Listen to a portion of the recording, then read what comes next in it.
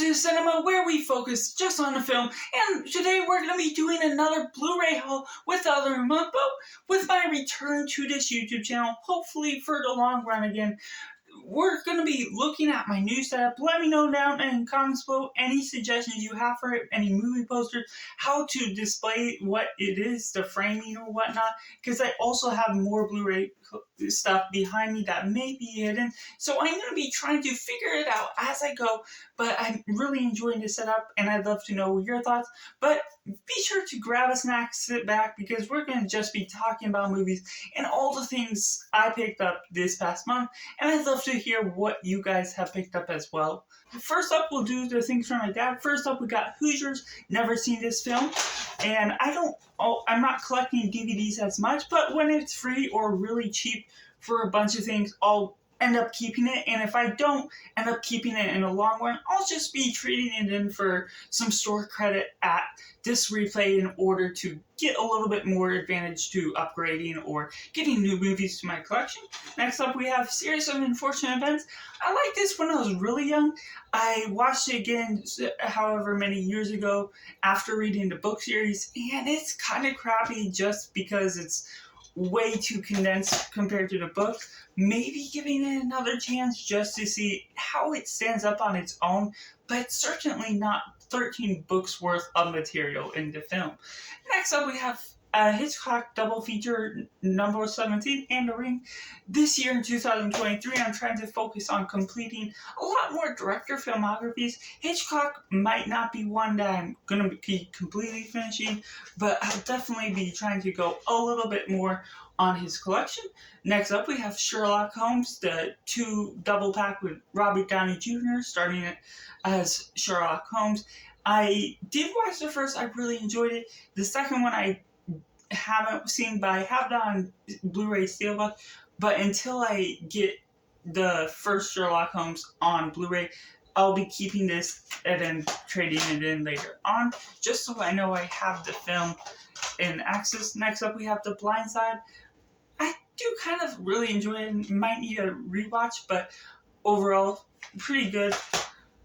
And next up, we have Airstrike, which my dad said it wasn't so great of a film, and like this is one of the Bruce Willis era films where he was just going into B-list in movies, so I don't know if I'll end up keeping it. Might just trade it in.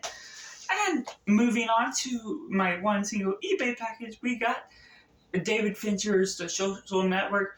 I watched this a few years ago and really enjoyed it. Might need a rewatch for sure, just because there are some things I just wasn't sure about how to get the vibe of it, but I'm gonna be collecting a lot more of the director filmographies. Like I said, I have only 2 films left in the franchise, in his filmography, I believe, The Game and Panic Room, so hopefully I'll be getting those this year as well.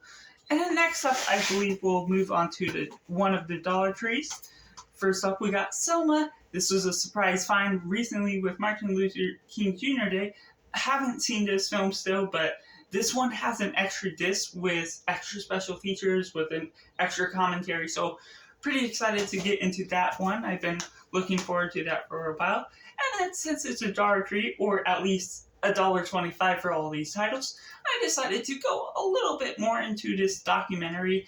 I've heard decent things about it when I looked up reviews on Letterboxd, so wanting to expand my taste still a little bit more than I already have been. Next up, we have Big Fish and Big Yonya. This seems like an anime film. I'm not huge into anime, but this one sounds like it's not too bad. Next up, we have Jeff, Who Lives at Home. I read the description. It sounds pretty interesting about this guy searching for his passion and career, and it has at home, so might not be too bad, hopefully. And some of them I looked up reviews, some of them I just didn't want to go too deep into figuring out what was going on. And then next up, from another Dollar Tree, we have Breathe. And yes, I got quite a bit from a Dollar Tree just because there's some rather decent titles for cheap, and that's what I'm going for, is going more frugal and not paying too full price. But we have Breathe on DVD. Again, I'm not collecting DVDs too much, but I don't know if this has a Blu-ray. Plus, it's an Andy Serkis film, which he doesn't have too many films in his filmography, so it should be easy to just cut to the chase and go through watching all of his films. So now I have Breathe, which may have been his directorial debut. Correct me if I'm wrong. Next up, we have The Last Warrior. This is actually a Russian film. From I remember reading back on it, and it doesn't sound too bad. The slipcover looks especially really good. So happy to add that, expanding my idea of culture as well within film. Next up, we have The Curse of La Llorona, and never seen this. I've only seen a few of the Conjuring films. Hopefully, going to finish up that franchise this year, and so needed to add that, even though it probably doesn't have the best reviews, but it's rather cheap just to own it on my collection. Next up, we have Danny Collins, inspired by a true story, and it doesn't sound too bad. It has a pretty good cast with Al Pacino, especially Jennifer Garner, and it's about this 1970s rocker Danny Collins who can't give up on living his hard ways, and so never actually heard of this before, but it doesn't sound too bad. It has decent reviews. And then one I have heard of before that I still haven't seen, Unsane, and $1.25. I've heard of people getting it from Big Lots and like for $3 to $5, but this one was only $1.25. Of course, getting at Dollar Tree, so excited to see what this one is all about. Next up, we have Trumbo. This one I do really enjoy, especially as a writer. It's just going through the struggles and procrastination, but also the hard-driven life, going through the blacklisting. And I think the performances are super good, especially Bryan Cranston. And this is actually an upgrade from a DVD I had, but for only $1.25, I'm definitely down for it. Next up, we have Hotel Mumbai. I have heard of this vaguely in some circles, but haven't heard as much how well it is received. And so this is just another film that I was familiar enough with that it may be good enough, so added to collection. Next up, we have Revenge, a Shudder original. I haven't yet dived into the Shudder streaming service, but I've heard some of their films are really good. Some of them may not be so good. And Revenge sounded very interesting just with the premise and just looking at the cover that you have there. And then next up, we have another title I was familiar with but never got to check out. 2019's Brian Banks, inspired by a true story, I believe. I got a lot more into movies, especially starting this movie channel in 2019, but never got a chance to check this out in theaters, and now I only got it for $1.25, so hopefully I can get it soon. And then the third location of Dollar Tree, I only found one title, but it's a good one. And while it doesn't have a slipcover like I would prefer, especially for a Stephen King title, it was only $1.25, so definitely have been wanting to rewatch this and never really had the access to being able to own it, so only have It Chapter 2 to go next. And so next up, we'll go to Disc Replay, and I found some great titles. This is the first Disc Replay, and then that I'll lead into the Mega Disc Replay where I found even more titles. So first up, we have for $4.99 Men. Now, I really love Alex Garland's work just with what he's done in the past, but I missed out on this in theaters and just haven't really pulled the trigger on renting or buying it on physical media. So $4.99, definitely the right price for that one. And then next up, we have X, another one I missed out, and there's just a lot of hype. Some people just don't really connect with that as well, so I'm really interested to see where that falls into play with me, and hopefully I'll get to those before I do my top 10 of the 2022 movies that'll be coming out rather soon. Next up, we have Star Wars Rogue One, another added to my collection. I only have Solo, a Star Wars story, which I actually enjoyed both of the spin-offs and wish they just would have kept doing more instead of having so much delays in every work. And so, of course, I wanted it with the slipcover. They had a nice one for $3.99, so that was a definitely must buy. Next up, we have Braveheart, and I was thinking of going for the 4K, but this was another $4 purchase with the slipcover that I definitely couldn't pass on. One of my favorite films, and I'm happy to finally just own it in a collection, even if it's just a Blu-ray. I don't have a 4K player yet, but sometimes I like to think ahead of time whenever that does happen down the road. Next up, we have Wonder Woman to add to my DCEU collection. I actually only have one or two other titles that I just started collecting the franchise last year. I don't own HBO Max all the time, so it definitely is important to have some of those titles that are especially essential for me covering pop culture besides just the more obscure films. And so wanted to add that to the collection. And so now we're going on to Mega Disc Replay. This was in another town. It was a lot more titles to search through.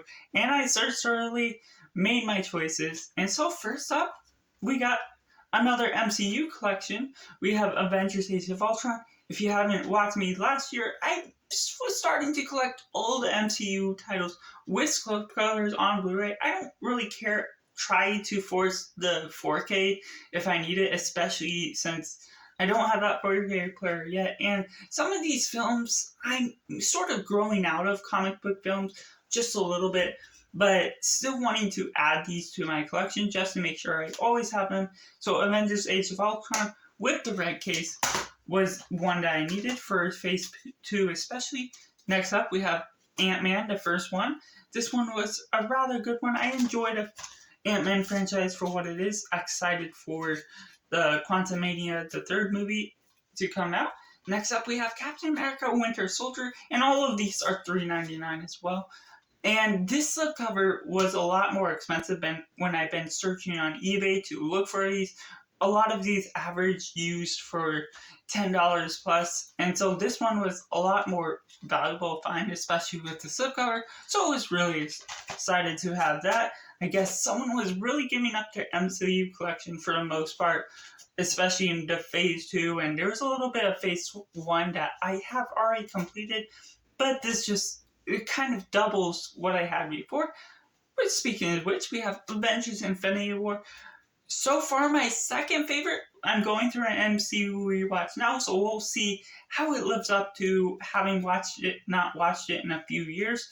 And so, really excited to have this, and it also has a 4K disc, so that is another added bonus.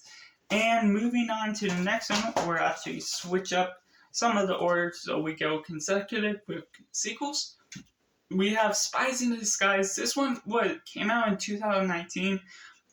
One of the better surprises of the year with Tom Holland and Will Smith, and the last film that came out in the belated Blue Sky animated studio that before it was kind of shut down. And I was really hoping for a sequel with this one. I just really enjoyed the quirks to it.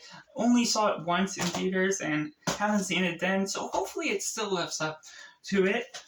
And then, speaking of the director filmographies again, we got another from Christopher Nolan. Have a few films on physical media, and it's harder to reach out to streaming services or whatever. But in general, I've been wanting to collect them on Blu-ray anyways. They had this for $3.99 with the slipcover, so definitely wanted to add that. I do enjoy his work a whole lot. And then next up, we have three titles up. First up, we have Frozen, the first one on Blu-ray for $3.99. I do really enjoy this. I kind of connect to the INFJ personality type that Elsa is, and so just with the way they explore a character, I do think this is one of the Disney animated films. If it doesn't connect with you, that's perfectly fine. And coinciding with that, we have Frozen 2. This one also has the 4K. I'm not necessarily as bothered that I have one on 4K and one just on Blu-ray, because this also still has the Blu-ray. I was just really excited to finally own both of them. I had been thinking about them recently, and even though I have Disney Plus, might as well just add them to my collection, as I had to pick and choose out of the many titles that were there, and it has the slipcover as well, so that definitely adds value. And then finally, we have the Lion King animated version. For the longest time, I've been owning the 2019 live action Lion King, which I actually do rather enjoy, but I figured I've been keep looking for this, trying to get the slipcover possibly with it, but for $7.99, I decided to just go with it without the slipcover. It's just a lot more harder to find and a lot more expensive to get it with the slipcover. So that is just the final piece of physical media that I got in January 2022. And I'd love to know your thoughts of my haul or what you have all been picking up with. I don't know how much I'll be picking up in the following months, just in general.